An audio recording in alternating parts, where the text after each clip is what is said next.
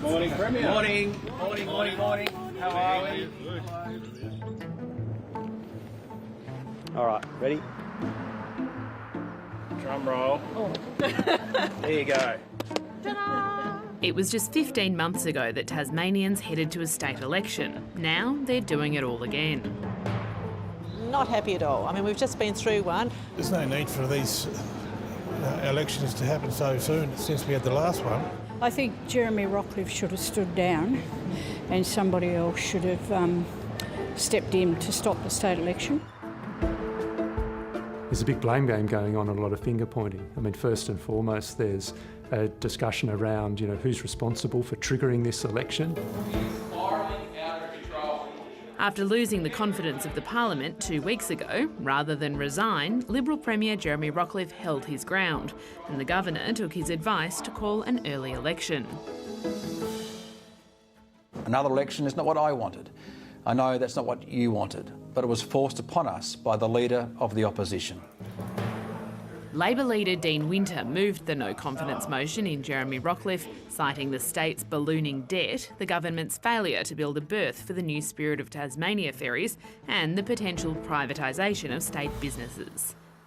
His entire government fell apart with one no-confidence motion. Then he stubbornly pushed on and has taken us to an election. 18 seats are needed for a majority in Tasmania's lower house. Going into this election, the Liberals held 14 and Labor just 10. The crossbench was made up of 5 Greens, 5 Independents, including 2 former Jackie Lambie Network members and 1 remaining Lambie MP.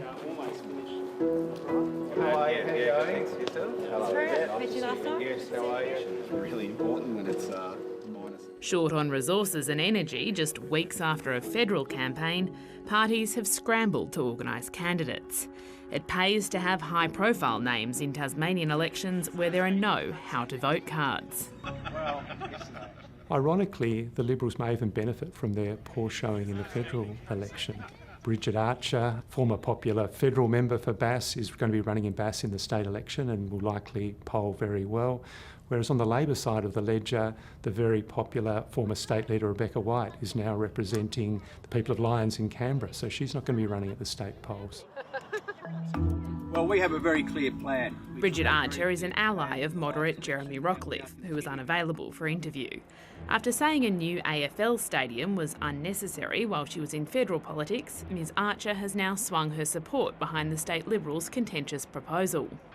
There's also a lot of risks in just abandoning that at this point as well. That would be very bad faith for the state of Tasmania to do that, and I think would have very profound consequences for business and investment confidence in Tasmania going forward. The $945 million stadium is a requirement of the state's deal with the AFL for a Tasmanian team. What we know from opinion polls is that the majority of Tasmanians are increasingly reluctant to support the stadium. They do support an AFL team, they're just concerned about the cost of the stadium given budget challenges. But we've got this curious situation where both of the major parties are effectively supporting the Macquarie Point Stadium. I want to make sure that we can deliver it as transparently as possible, and that means being really clear about what the costs are, what the impacts are, and who's actually going to play there. It sounds like you're going back towards some sort of review of the stadium. We want to make sure we can actually deliver this, and that's my sole focus. At this stage, the Premier's proposal appears as though it can work. We need to see the final costings, of course, but of course we're open-minded to other proposals if the first one couldn't operate. It'll be the Greens and Independents who'll campaign against the stadium, to which the Liberals committed at least $375 million from state coffers, with millions more to be borrowed. Will voters in northern Tasmania who are concerned about the stadium but don't traditionally support the Greens, will they vote for the Greens? Will they vote for independents? Will they vote for either the Labor Party or the Liberal Party despite disagreeing with their stance on the stadium? Jackie Lambie is no longer running state candidates, but the Nationals are hoping to step into the void with a newly registered Tasmanian branch. A raft of popular independent candidates are also throwing their hats in the ring again.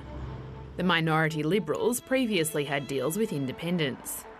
We won't do deals with the Greens because the Greens are opposed to everything we believe in. So, but look, we'll of course work with independents, people who are reasonable. I think given the circumstances under which the election's been called, probably likely to see yet another minority government in Tasmania. The open question is who's going to lead that minority government, and can they work in a more constructive and cooperative way with the crossbench to actually make it work so the next parliament lasts more than 14 or 15 months. That's what Tasmanians are really looking for. We are ready for an election. It's called Bring It On.